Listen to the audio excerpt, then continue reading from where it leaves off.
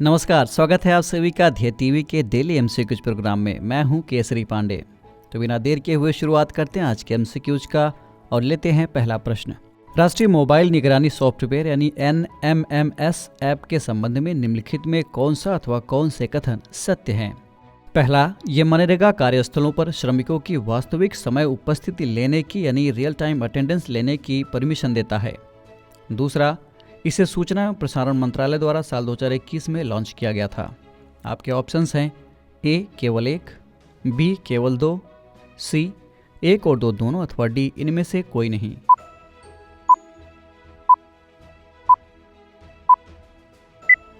इस प्रश्न का सही उत्तर है विकल्प ए यानी पहला स्टेटमेंट सही है, दूसरा गलत है। चलिए व्याख्या देख लेते हैं। राष्ट्रीय मोबाइल निगरानी सॉफ्टवेयर ऐप के द्वारा 20 या उससे अधिक श्रमिकों वाले कार्यस्थल पर उनकी वास्तविक उपस्थिति दर्ज की जाती है। इसको ग्रामीण विकास मंत्रालय द्वारा साल 2021 में नागरिक निरीक्षण को बढ़ाने, योजना क्रियान्वयन में पारदर्शिता लाने और उनकी उचित निगरानी के उद्देश्य से लॉन्च किया गया था। बढ़ते हैं दूसरे प्रश्न की ओर। जेलियांगग्रांग यूनाइटेड फ्रंट के संबंध में निम्नलिखित में कौन सा अथवा कौन से कथन सत्य हैं? पहला, ये मणिपुर में सक्रिय एक अलगाववादी नागा समूह है। दूसरा, हाल ही में इसने भारत सरकार और मणिपुर सरकार के साथ एक त्रिपक्षीय शांति समझौते पर हस्ताक्षर किए हैं। आपके ऑप्शंस हैं ए केवल एक, बी केवल दो, सी एक और दो दोनों अथवा डी इनमें से कोई नहीं।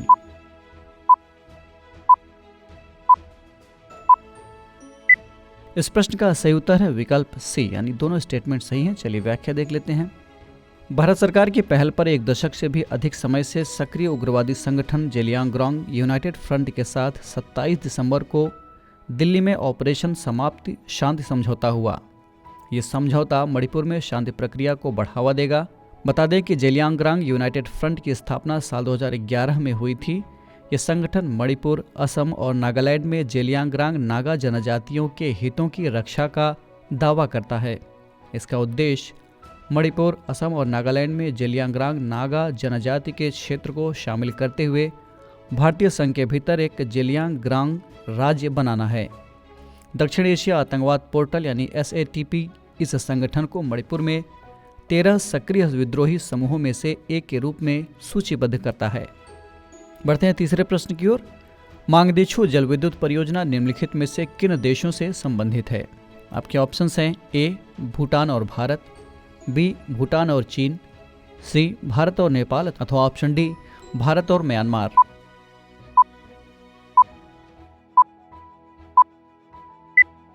इस प्रश्न का सही उत्तर है विकल्प ए यानी भूटान और भारत से संबंधित है। व्याख्या देख लेते हैं।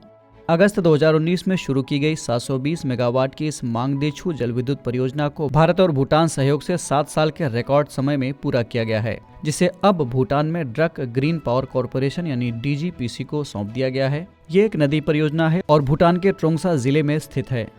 भारत ने भूटान को 70% ऋण और 30% अनुदान के माध्यम से वित्त पोषित किया है इस प्रोजेक्ट को। बढ़ते हैं चौथे प्रश्न की ओर। हाल ही में स्टैनली की 100वीं जयंती मनाई गई। वे किस क्षेत्र से संबंधित थे? आपके ऑप्शंस हैं ए मार्शल आर्ट, बी चीनी साहित्य, सी कॉमिक बुक अथवा ऑप्शन डी बौद्ध भिक्षु।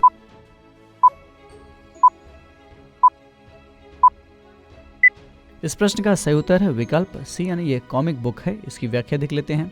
स्टैनली ने 1960 के दशक में कॉमिक बुक की दुनिया में क्रांति ला दी थी, जो आज भी काफी प्रासंगिक हैं।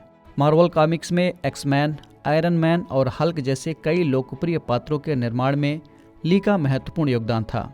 उन्हें अपने नायकों के मानवीकरण और ब्लैक पैंथर जैसे पात्रों के माध्यम से नस्लवाद पर बहस के लिए जाना जाता है। ली का निधन साल 2018 में 95 वर्ष की आयु में हो गया था। बढ़ते हैं आज के इस कार्यक्रम के अंतिम प्रश्न की ओर यानी 5वें प्रश्न की ओर। ई स्पोर्ट्स के संबंध में निम्नलिखित में कौन कौन से कथन सत्य हैं?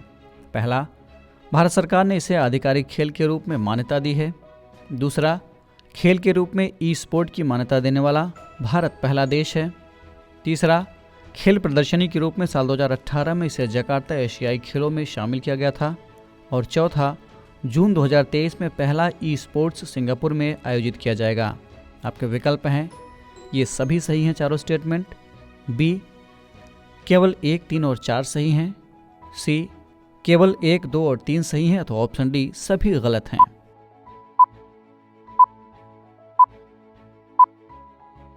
इस प्रश्न का सही उत्तर है विकल्प बी यानी केवल पहला, तीसरा और चौथा स्टेटमेंट सही है। व्याख्या देख लेते हैं। भारत सरकार द्वारा ई स्पोर्ट्स को प्रमुख खेल भाव में शामिल किया गया है। इसके लिए संविधान के अनुच्छेद 77(3) में बदलाव भी किया गया है। युवा मामले और खेल मंत्रालय के तहत खेल विभाग द्वारा ई स्पोर्ट्स का ध्यान रखा जाएगा, जबकि ऑनलाइन गेमिंग की देखरेख इलेक्ट्रॉनिक्स और सूचना प्रौद्योगिकी मंत्रालय द्वारा की जाएगी। ई स्पोर्ट्स को एक खेल के रूप में मान्यता देने वाले पहले देश दक्षिण कोरिया के साथ चीन और दक्षिण अफ्रीका थे। अब तक अमेरिका, फिनलैंड, जर्मनी, रूस, इटली, डेनमार्क, नेपाल और यूक्रेन ने ई स्पोर्ट्स को एक खेल के रूप में स्वीकार कर लिया है। तो ये था आज का डेली एमसीक्यूज कार्यक्रम। कमेंट करके हमें ज़रूर बताएगा कि आपके 5 में से कितने प्रश्न सही हुए। अगर आपको ये कार्यक्रम अच्छा लगा तो DIAS के इस चैनल को लाइक, सब्सक्राइब अथवा शेयर करना ना भूलें। साथ ही बेल आइकन भी प्रेस करें ताकि आपको हमारे आने वाले सभी प्रोग्राम्स का नोटिफिकेशन मिलता रहे। हम फिर मिलेंगे एक नए कार्यक्रम के साथ। तब तक के लिए पढ़ते रहिए और बढ़ते रहिए। नमस्कार।